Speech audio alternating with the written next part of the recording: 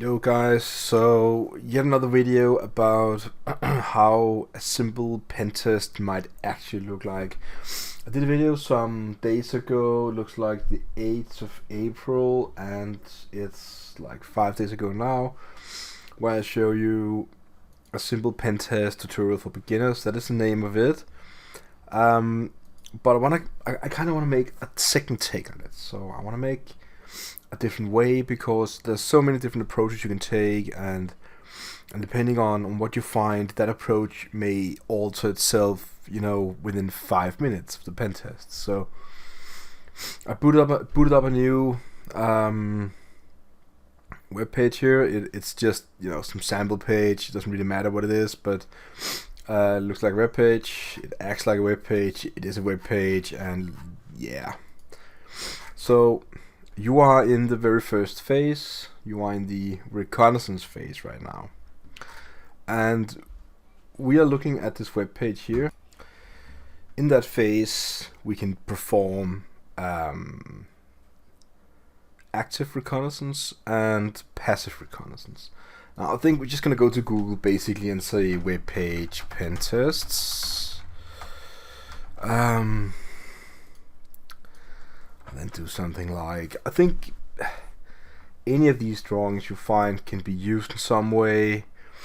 I just wanted to find the most easy one to, it's probably like this. It doesn't really matter which one we're using right now.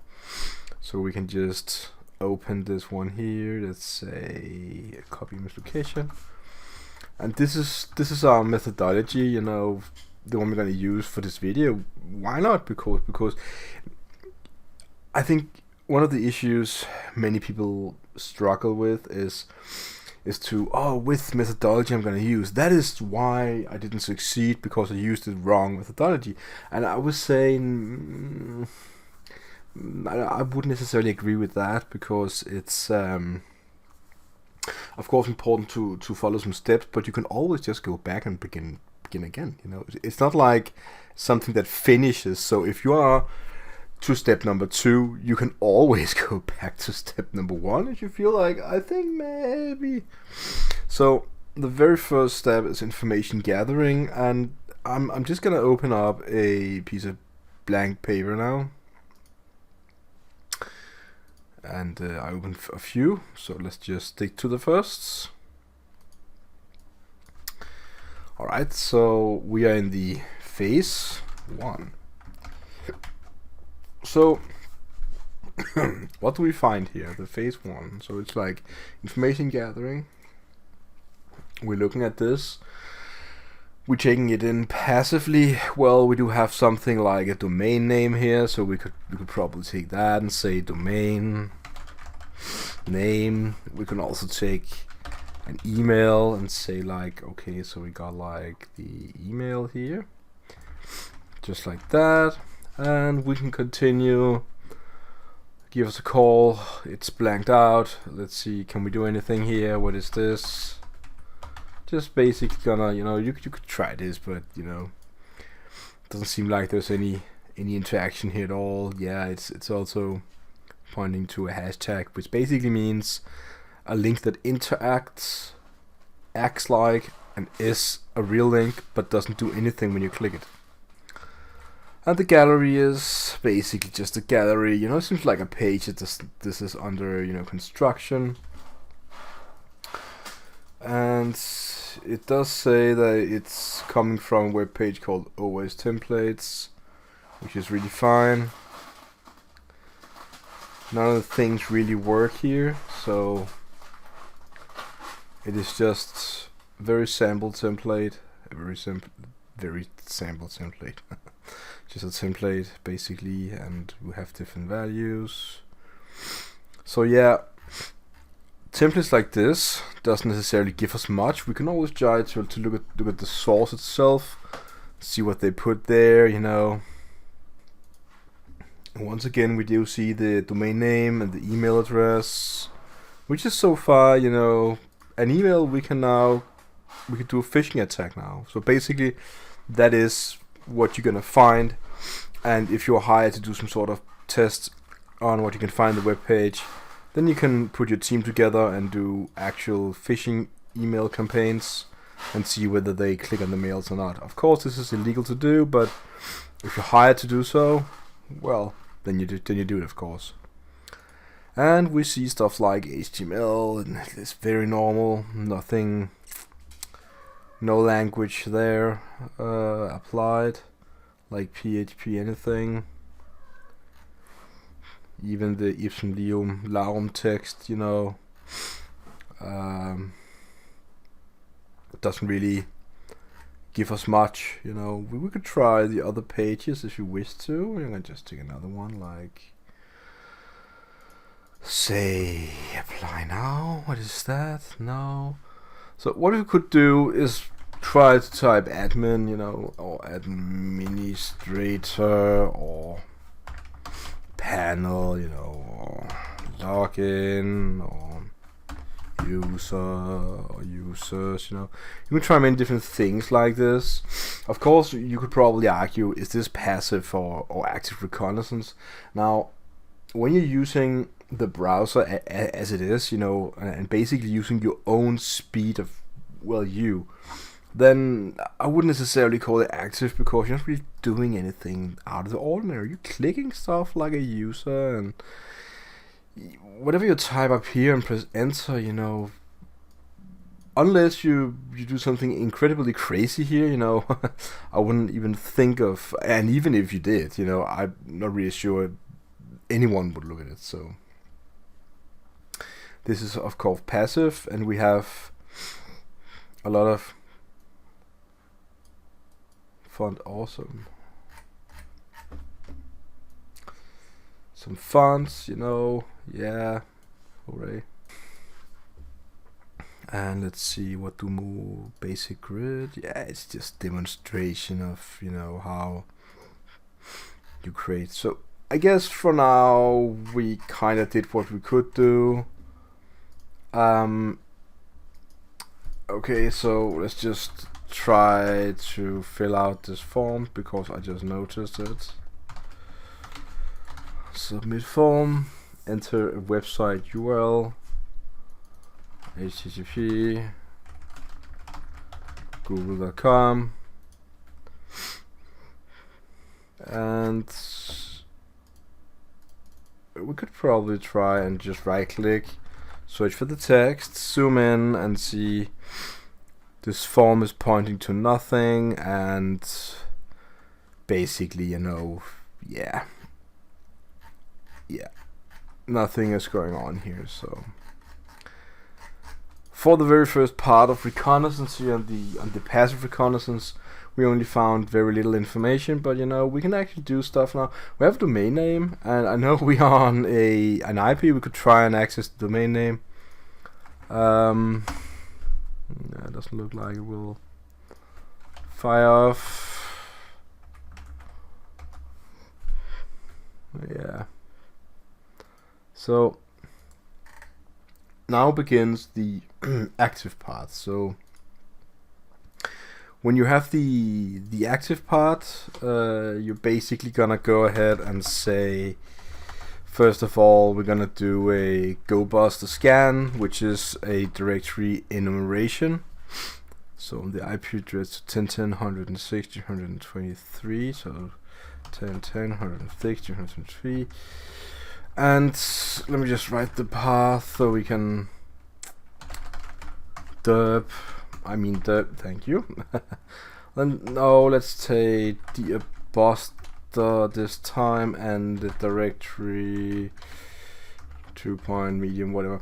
So when we're doing this now, we are basically making a hell of a lot HTTP requests. This might cause an alarm in the system if you have some sort of intrusion detection or whatever they have systems. But keep this in mind, that if you have intrusion detection systems, it's going to basically look for suspicious activity, but not for the amount of it. So the amount of it in this particular case is probably not the IDS is going to detect it. However, some more advanced IDS might be able to. I only work with Snort a little bit, and in this particular case here, we are doing, a lot of requests.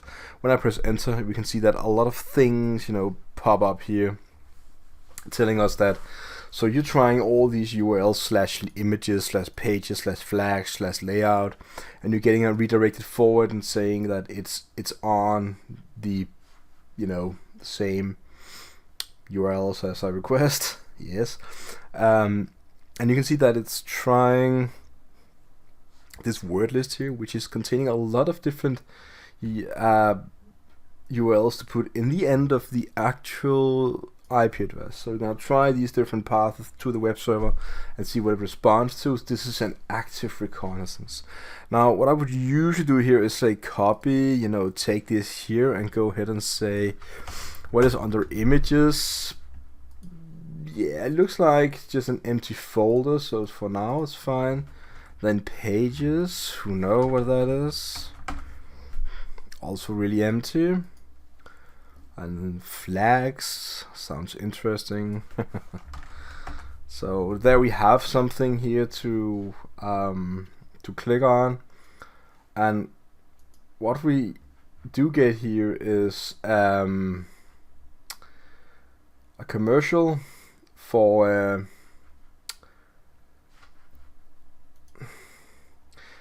they're gonna rickroll us by playing this very beautiful song of Rick Astley, but I'm not really gonna give it up.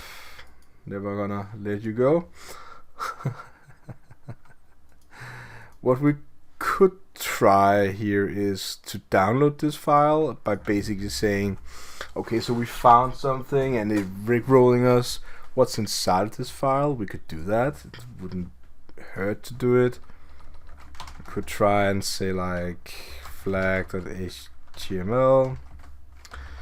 and then nano into flag.html, just like that, and see that it's basically just a content refresh page that they're pointing to this YouTube video. So we got nothing inside this file, and that kind of leaves us to the background saying this is just a rabbit hole someone created for us.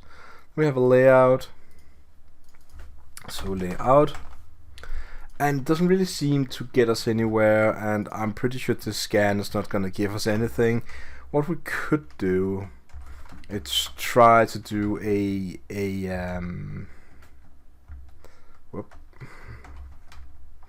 common scan with the common list of keywords, which is going to be more standardized stuff that's going to, give us something, and just find the same once again.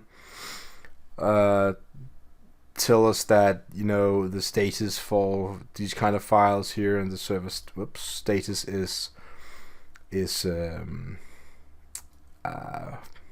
not there. So basically, for our first part here of active reconnaissance, we didn't really get anything. The GoBus didn't find anything for us. We could try a different word list, but I want to be honest. When developers are developing their web page, they're not sitting there and thinking, I'm going to create a web page with the most obscurity in the whole world for scanners to scan our web page and find stuff using GoBuster. I'm not going to think like that. That is what you do when you are having fun on Try Hack Me and stuff like that. It's basically gonna teach you how to use the tools, but in real life scenarios, you're not gonna have / hack me please or whatever folder it might be. To further try a different kind of active reconnaissance is go ahead and try the Nmap Scan. Now, we did talk about that in some other video, but we could basically just try to Nmap on the actual IP address, be really fast with it and say, so we do have a SSH port and we do have a HTTP, and this is the most common 1000 ports. We can also say, let's do all the ports and just do, service enumeration and say, well, is there anything at all on any port, which is 65,535 different kind of ports there is is there anything at all listening there? You know, that is another way for us to do a heavy duty active reconnaissance, and this is really pounding on the door. We can put many flags on Nmap here, and definitely we can do like attack. When I say attack, it is the dash here, and many people don't explain that, but I do. So it's you can do attack small s capitalized V for versions. You know, we can do attack small s capitalized C for standard scripts and stuff like that. And we do see that we do not have any other ports open, and it would seem like we are stuck to having SSH for port 22, and for HTTP we have port 80. So we can go ahead and type like we have SSH on port 22 and HTTP on port 80. So they don't really have anything in for us here to gain further knowledge of. Now we're kind of stuck here on this phase 1. Let me just go ahead and show you why. Because before we can research and exploit stuff, we kind of need to gather enough information for it actually to have any consequence before we can go to step number 2. Now the small arrow here upwards means that whatever stuff we find that can be exploited, we need to test. One thing we should keep in mind that we did find a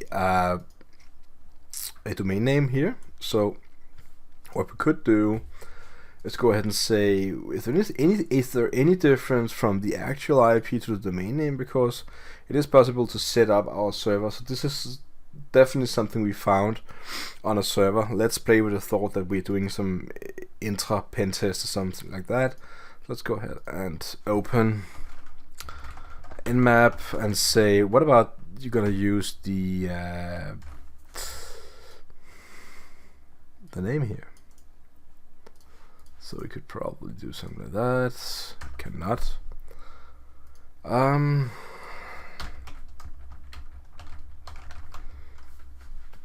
mafialive.ch. We also do stuff like, and see if we find anything interesting for us. And say, let's it's HTTP, so HTTP mafialive.com, and we do stuff like this, you know, to see if there's any reaction there. And at the moment it seems like we're not just access mafialive.tryhackme without doing some particular, you know, maybe we do have to point it to an IP address or something like that. But I guess for now we could just try a few other things. Actually, let's just go to the let's do sudo front and say etc host file, and then within that file, let's go ahead and I've been there. Let's see. Yeah, this is other things. So let's go ahead and basically do 10. So, and then do mafialive.com. Save it, go out. Then let's go ahead and try mafialive.com. And now our domain works, and to the first eye of it, it doesn't really look like a lot of change. What we could try to do is go ahead and try a curl command to mafialive.com and see if we got something here. You can also try curl-s, and it basically look like the same page one more time. So yeah.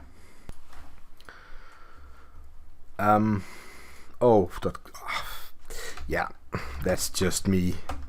Try hack me. Here we go.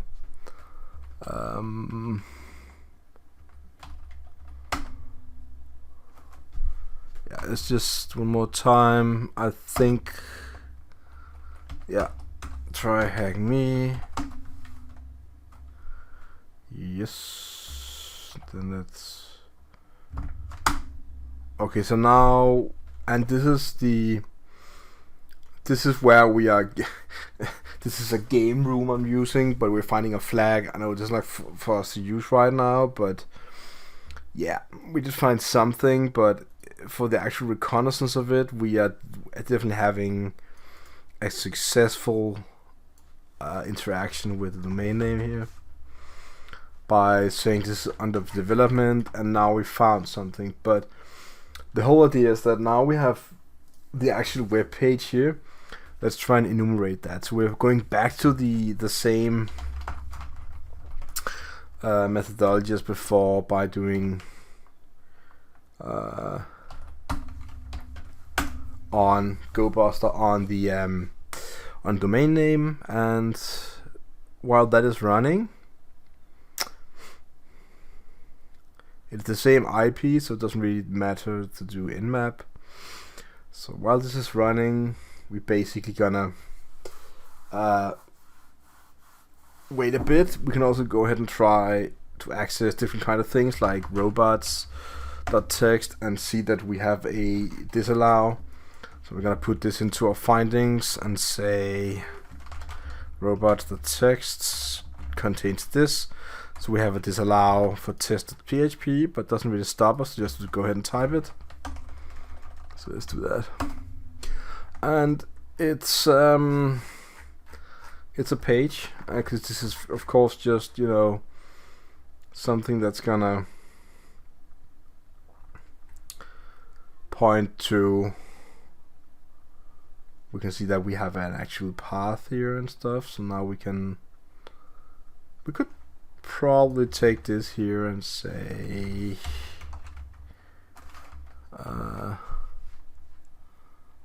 let's see. Oh yeah, wait a minute. It's yeah, so we could probably say development testing. No, we could not do that. Alright, so let's just, you know, click on the button. Control is an illusion. Yeah. And this is of course very interesting room, because it's a room to be played, but you know, I know on this particular room what they want me to do, so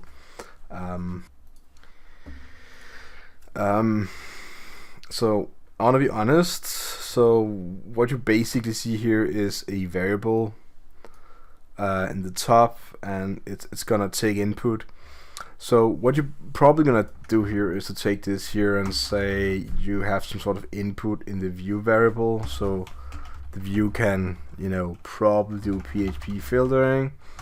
And I would like to say that we're getting beyond what I kind of wanted to talk about this video, because now we're actually in the actual step 2 already, because now we found something that looks like an exploit. And then after this, we kind of just need to make sure that we can report and recommendations for this. But I do have a cheat sheet for this, because I really do not want to sit here and find every single step.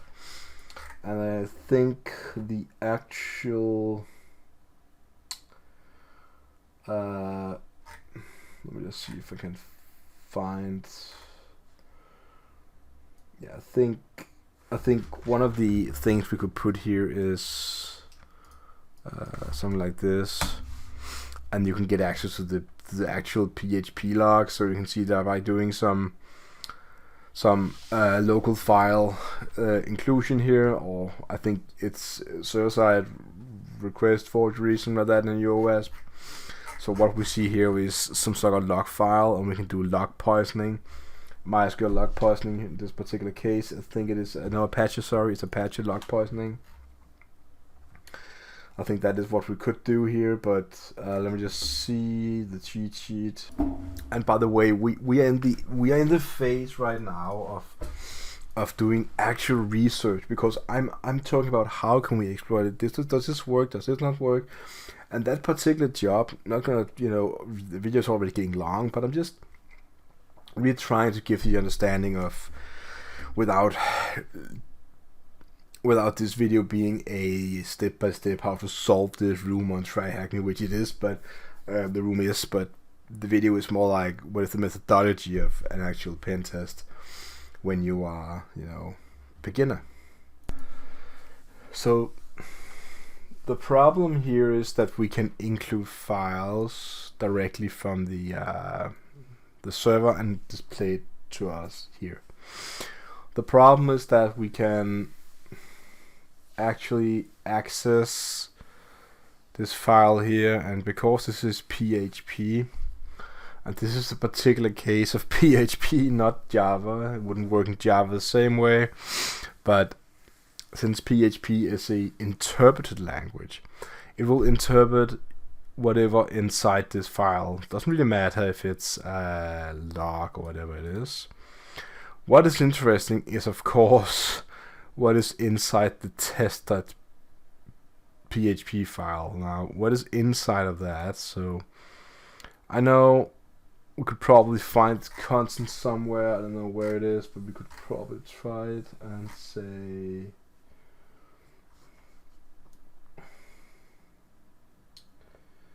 yeah, there's a cheat sheet field here for it, and we can basically fire off this.